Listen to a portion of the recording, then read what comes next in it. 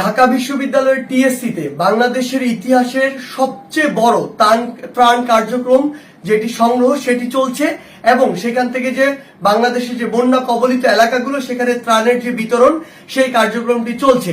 পাশাপাশি একটি জিনিস আপনাদের মনে করিয়ে দিতে চাই, যেটি আমরা আসলে ভুলে যেতে পারি না, যেটি আমাদের দায়বদ্ধতার অনেক বড় জায়গা।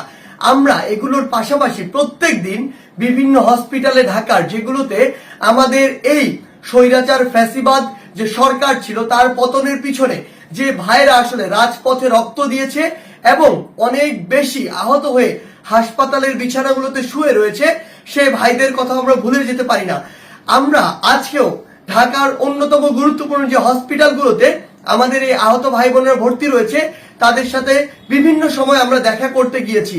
Dhaka medical college, Suhrawardy medical college, orthopaedic hospital অর্থাৎ যেটিকে আমরা নিটোর বলি কিংবা পঙ্গু হাসপাতাল, চক্ষু ইনস্টিটিউট যেটি আগারগাঁওয়ে রয়েছে এবং নিউরোসায়েন্স ইনস্টিটিউট যেটি আগারগাঁওয়ে রয়েছে, এগুলোর পাশাপাশি আরো দুটি হসপিটাল, কুর্মিটোলা জেনারেল হসপিটাল এবং কুয়েত মৈত্র হসপিটাল উত্তরা, এই হসপিটালগুলোতে এখনো আমাদের শত শত ভাই ওই বিছানাগুলোতে জীবন মৃত্যুর সন্ধিক্ষণে রয়েছে।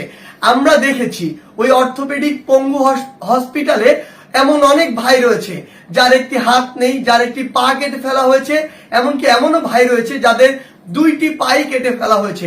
আবার চক্ষু হসপিটালে আমার এমন অসংখ্য ভাই রয়েছে যে ভাইয়ের একটি চোখে 5টি থেকে 10টি পর্যন্ত পিলেট গুলো রয়েছে। এই গুলিবিদ্ধ অবস্থায় ওই ভাইয়ের ওই চোখটি দিয়ে পৃথিবীকে তিনি আর কোনদিন দেখতে পাবেন না। এমন বেশ অনেকজন ভাই রয়েছে যাদের দুইটি চোখ দিয়ে তারা আর কখনো এই পৃথিবীর আলো দেখতে পাবেন না। আবার আপনি যদি নিউরোসায়েন্স ইনস্টিটিউটে যান, আজকে আমরা যেখানে গিয়ে এক দুর্বিষহ যে চিত্র দেখেছি সেটি আসলে ভুলে যাওয়ার মতো নয়।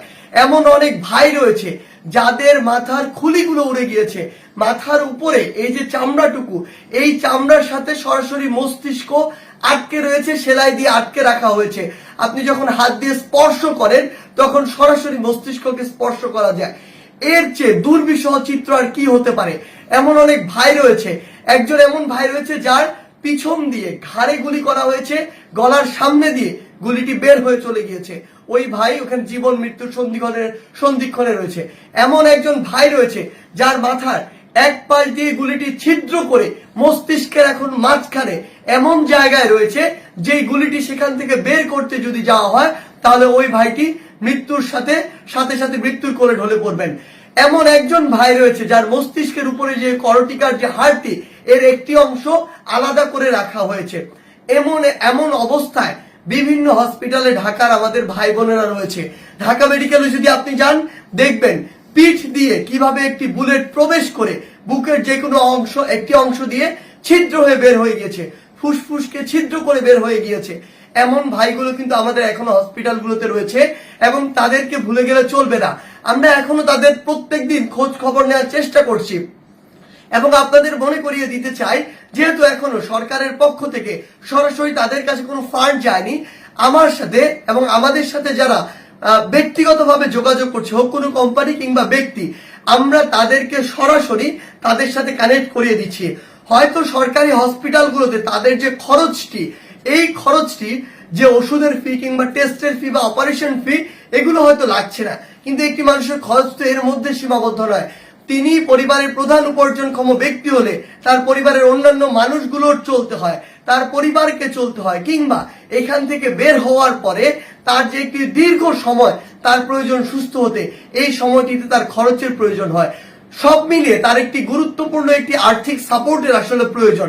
সেই জায়গা থেকে আমরা যেন এই ভাইগুলোর কথা ভুলে না যাই। পঙ্গু হসপিটালে আমার অন্তত এমন 50 জন ভাই রয়েছে যাদেরকে আর্টিফিশিয়াল পা লাগাতে হবে এবং এই পা গুলো আসলে বাংলাদেশে যেগুলো পাওয়া যায় ভালো মানের একটি পা 15 থেকে 16 লক্ষ টাকা প্রয়োজন। অর্থাৎ আমাদের এখানে একটি দীর্ঘ মেয়াদী রিহ্যাবিলিটেশন একটি প্রক্রিয়া রয়েছে, যেটির কথা আমাদের ভুলে গেলে চলবে না।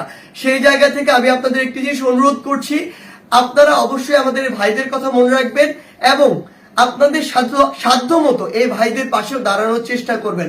এবং আমরা স্বাস্থ্য খাত, স্বাস্থ্য অধিদপ্তর, স্বাস্থ্য মন্ত্রণালয়কে একটি কথা শুধু বলতে চাই, এটি বাংলাদেশের এই ফ্যাসিস্ট সরকারের অন্যতম করাপ্টেড এবং দুর্নীতিগ্রস্ত একটি খাত, যেটির দ্বারা সরাসরি মানুষ সবচেয়ে বেশি দুর্ভোগের শিকার হয়। অথচ এই একটি খাত যদি ঠিক মতো কাজ করতে পারতো, মানুষরা যখন তার সবচেয়ে ক্রুশিয়াল এবং ক্রিটিক্যাল মোমেন্টে হসপিটালগুলোতে আসে, সেই সময় মানুষরা তাদের একটি ভালো সেবা পেত, একটু স্বস্তি পেত, যেটি তারা এতদিন পায়নি।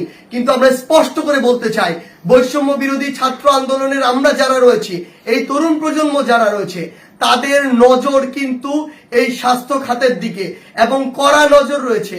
একটি জিনিস মনে রাখবেন, যা করে এসেছেন তা যদি আর করতে চান, তাহলে আপনাদের 20 দাঁত উপড়ে ফেলার জন্য যা করা প্রয়োজন, এই তরুণ সমাজ, বাংলাদেশের এই নতুন ছাত্র জনতা তাই করবে।